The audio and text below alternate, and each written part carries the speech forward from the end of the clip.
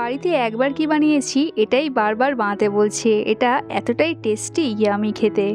আর এটা বানানোর জন্য বাইরে থেকে আলাদা করে কিছুই আনতে হবে না, ঘরে থাকা উপকরণ দিয়েই তৈরি হয়ে যাবে। চলুন দেখে নেওয়া যাক আজকের এই মজাদার রেসিপিটার জন্য আমি এখানে হাফ কাপ সুজি নিয়েছি। আর সুজিটা এখানে মোটা সরু যে কোনো দানারই নিতে পারেন, যেহেতু এটা আমি ব্লেন্ড করব।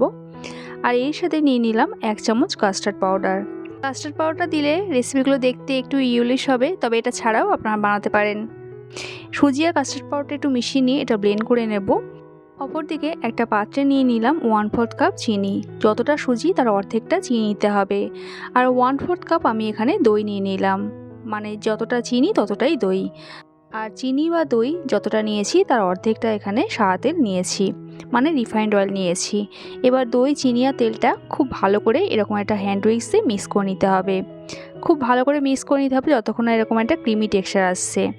এরপর এখানে যে সুজি আর কাস্টার্ড পাউডারটা গুঁড়ো করে রেখেছিলাম সেটা এখানে দিয়ে দিলাম। তবে একেবারেই একসাথে ঢেলে দেবেন না, তাহলে লাম্পসটা তৈরি হওয়ার সম্ভাবনা থাকে।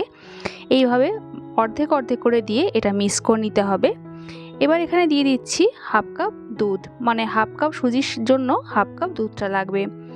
দুধটা অল্প অল্প দিয়ে এটা একটা স্মুথ ব্যাটার তৈরি করে নিতে হবে। তবে পুরো দুধটা এখানে আমি দেবো না, কতটা লাগছে আমি আপনাদের বলে দিচ্ছি। ব্যাটারের থিকনেসটা দেখতে পাচ্ছেন ঠিক এরকমই হবে। আর আমার হাফ কাপ দুধ থেকে এইটুকু দুধ অবশিষ্ট থেকে গেছে। যেহেতু সুজি আছে এটা একটু রেস্ট রেখে দিলাম, ততক্ষণ বাকি প্রিপারেশন করে নেব। একটা পাত্র নিয়েছি, এখানে আমি দুধ জাল দিয়ে দেবো। তার জন্য আগে একটু জল দিয়ে দিলাম যাতে দুধটা তলায় না বসে যায়। এখানে 500 ml মতন দুধ আছে, আর এই দুধটা ফুল ফ্যাট দুধটা এখানে অনেকক্ষণ ধরে জাল দিয়ে ঘন করার দরকার নেই। খুব তাড়াতাড়ি কিভাবে এটা ঘন করা যাবে তার জন্য একটা ট্রিক্স বলে দেব। দুধটা ফুটে যাওয়ার পর 1 মিনিট মতন জাল দিয়ে নিলাম। তারপর এখানে দিয়ে দেবো চিনি। এই রেসিপিটা একটু হালকা হালকা মিষ্টি হবে, তার জন্য এখানে আমি 1/4 কাপ চিনি দিলাম, মানে সুজি অর্ধেকটা চিনি দিলাম। এবার চিনিটা দুধের সাথে একটু ভালো করে ফুটিয়ে নিলাম। তারপর সেই ট্রিক্সটা বলবো। এখানে আমি 2 চামচ মতন দুধটা তুলে রেখেছিলাম, মানে জাল দেওয়া দুধ। আর দুধটা একটু ঠান্ডা করে নিয়ে এখানে দিয়ে দিলাম 1 চামচ কাস্টার্ড পাউডার। এই কাস্টার্ড পাউডারটা দিলে দুধটা খুব তাড়াতাড়ি ঘন হয়ে যাবে। আর যদি হাতের কাছে কাস্টার্ড পাউডার না থাকে তাহলে একটু মিল্ক পাউডার দিলেও হবে, তাতেও কিন্তু দুধটা খুব তাড়াতাড়ি ঘন হয়ে যাবে। তো কাস্টার্ড পাউডারটা ভালো করে মিশিয়ে নেওয়ার পর আর 1.5 থেকে 2 মিনিট মতন একটু জাল দিয়ে নেবো। এর থেকে বেশি আর জাল দেওয়ার দরকার নেই, কারণ এরকম থিকনেসেই দুধটা রাখতে হবে, কারণ পরে যখন দুধটা ঠান্ডা হবে সেট হবে আরও একটু ঘন হয়ে যাবে।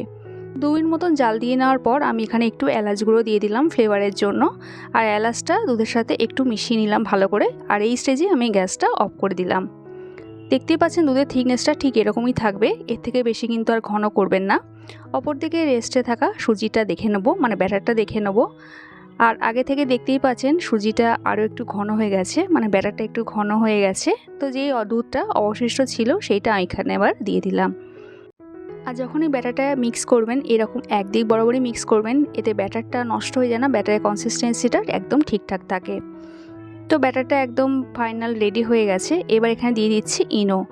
এখানে 10 টাকা দামের যে ইনোর প্যাকেট আছে তার অর্ধেকটা আমি এখানে দিলাম। ইনো যদি না দিতে চান এখানে 1 চামচ বেকিং পাউডার আর হাফ চামচ বেকিং সোডা দিলেও হবে।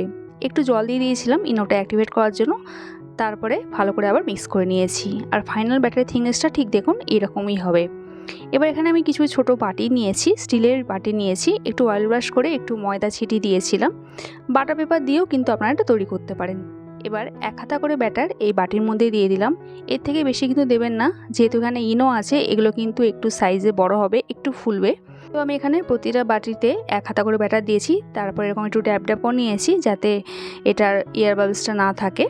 এবার এটা আমি স্টিম করব, তার জন্য একটা পাত্রে জল বসিয়ে দিয়েছি। তবে এটা আপনারা কিন্তু বেক করতেও পারেন।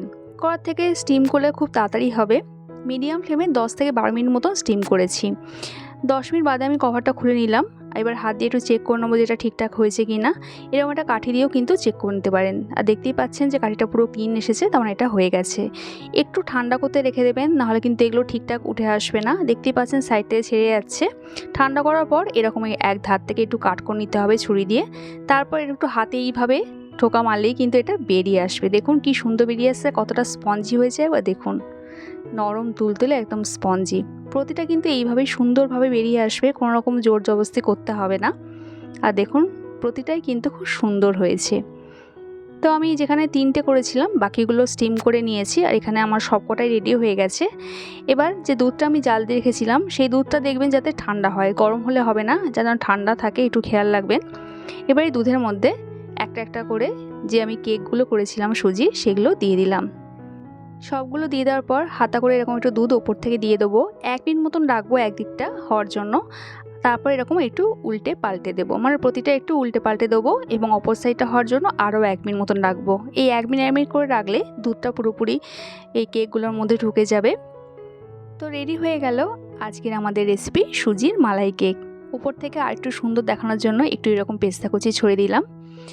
আর এই সুজির মালাই কেক আপনারা গরম অবস্থাতেও খেতে পারেন, আবার ঠান্ডা অবস্থাতেও খেতে পারেন, দুটোতেও কিন্তু দারুণ ফ্লেভার আসবে। আর এগুলো কতটা নরম তুলতুলে হয়েছে একবার দেখুন।